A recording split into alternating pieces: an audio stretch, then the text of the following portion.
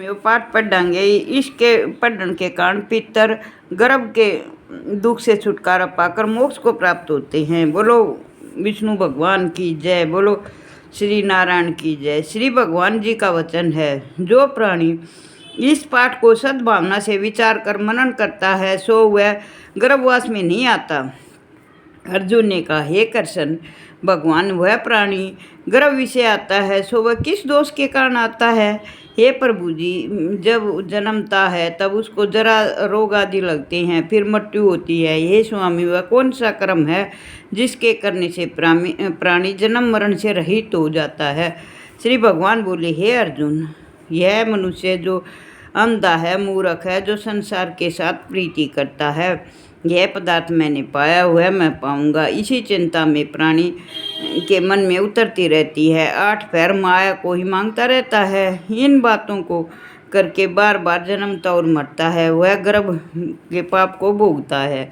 अर्जुन ने कहा, हे श्री कृष्ण, हे भगवान, यह मन मस्त हाथी की नाई है, तर्सना इसकी शक्ति है।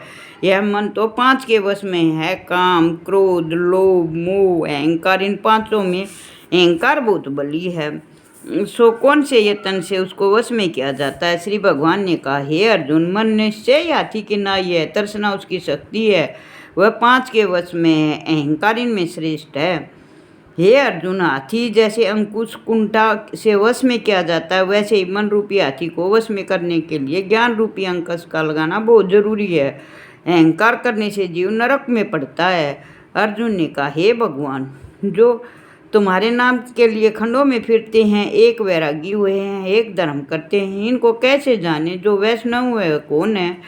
श्री भगवान ने कहा, हे अर्जुन, एक मेरे ही नाम के लिए वनों में फिरते हैं, वे सन्यासी कहलाते हैं। एक सिर पर जटा बांधते हैं, एक अंग में भस्म लगाते हैं, वे हम में नहीं हैं, क्योंकि उनमें अहंकार है, इससे मेरा दर्शन दुर्लभ है। अर्जुन ने कहा, हे भगवान, वह कौन सा पाप है जिसे मनुष्य की स्त्री मर जाती है? वह कौन सा पाप है जिससे पुत्र मर जाता है? वह कौन सा पाप है जिससे मनुष्य नपुंसक हो जाता है?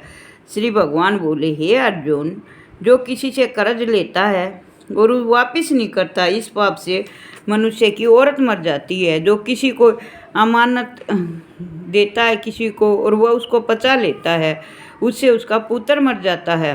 जो किसी का कार्य पहले तो कहता, मैं जबान दे देता, मैं तेरा ये कार्य कर दूंगा, लेकिन वह कार्य नहीं करता, तो उससे वह आदमी नपुंसक हो जाता है। यह सबसे बड़ा पाप है, आदमी को धोखा देना।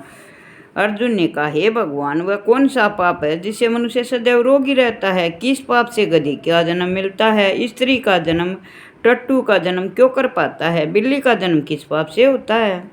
श्री भगवान ने कहा, हे अर्जुन, जो मनुष्य कन्यादान करते हैं और इस दान के बदले में मूल्य लेते हैं, वे बहुत ही दोषी हैं, वे सदा रोगी रहते हैं। जो विषय विकार के वास्ते मदिरापान करते हैं, वे टट्टू का जन्म पाते हैं। जो झूठी गवाही भरते हैं, वे औरत का जन्म पाते हैं। जो रसोई बना के पहले आप भोजन कर लेती है, पीछे परमेश्वर को अर्घ्य दान करती है, वह बिल्ली का जन्म पाती है। और जो मनुष्य अपनी झूठी वस्तु दान करता है, वह औरत का जन्म पाता है, वह औरत गुलाम औरत होती हैं। अर्जुन ने कहा, हे भगवान, कई मनुष्यों को तुमने स्वर्ण दान दिया है, और कोई वह किस पुण्य से हैं जो जन्मजात अमीर होते हैं? कई मनुष्य को आपने घोड़ा, हाथी, रथ, उन्होंने कौन सा पुण्य किया है?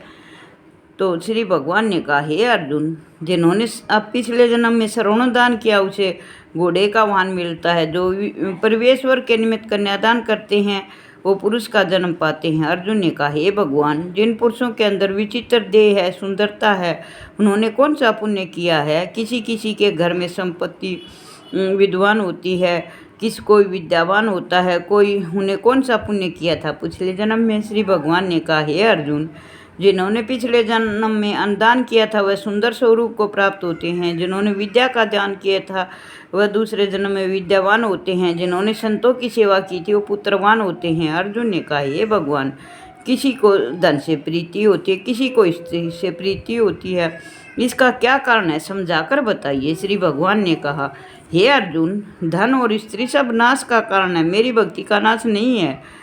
अर्जुन ने कहा, हे भगवान, यह राजपाट किस धर्म के करने से मिलता है? विद्या कौन से धर्म के करने से मिलती है। श्री भगवान ने कहा, हे अर्जुन, प्राणी काशी में निष्काम भक्ति से तप करते हुए देह को त्यागते हैं, वे राजा होते हैं। जो गुरु की सेवा करते हैं वो विद्वान होते हैं। अर्जुन ने कहा, हे भगवान, किसी को धन अचानक ही मिल जाता है बिना परिश्रम के, सो वह कौन सा पुण्य किया उन्होंने? श्री भगवान ने कहा, हे अर्जुन, जिन्होंने गुप्त दान किया पिछले जन्म को, उनको धन अचानक मिल जाता है।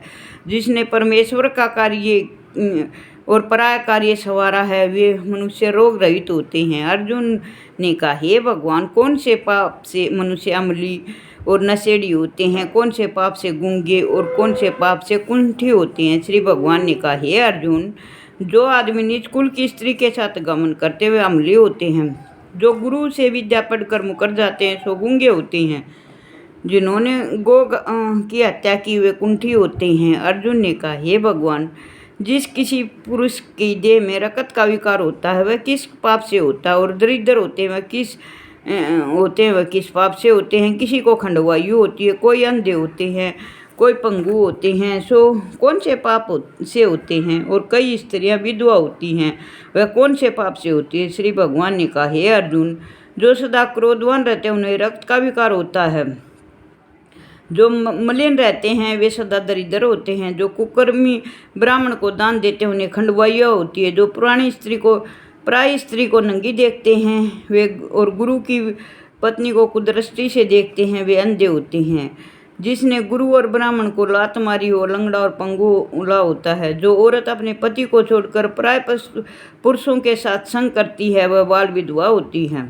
अर्जुन ने कहा, हे भगवान, तुम परम ब्रह्मा हो, मैं तुम्हें नमस्कार करता हूँ। आगे से पहले तो मैं तुम्हें संबंधी जानता था, परंतु अब मैं ईश्वर के रूप में आपको जान गया हूँ। हे परम ब्रह्मा, गुरु दीक्षा क्या होती है, सो कृपा करके मुझे बताइए। श्री भगवान बोले, हे अर्जुन, तुम धन्य हो, तुम्हारे माता पिता भी धन्य हैं जिनके तुम ऐसे पुत्र हो। हे अर्जुन, सारे संसार का गुरु जगन्नाथ है, विद्या का गुरु काशी है, चारों वर्णों का गुरु सन्यासी है। सन्यासी उसको कहते हैं जिसने सबका त्याग करके मेरे विषय मन लगाए हो, सो ब्राह्मण जगत गुरु हैं। हे अर्जुन, यह बात ध्यान देकर सुनने योग्य है। गुरु कैसा करे?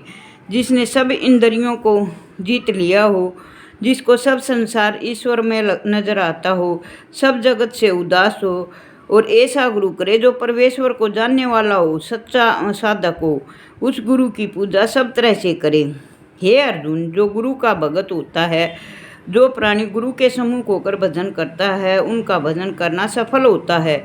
जो गुरु से विमुख होकर उसका सप्तग्रास मारे का पाप होता है।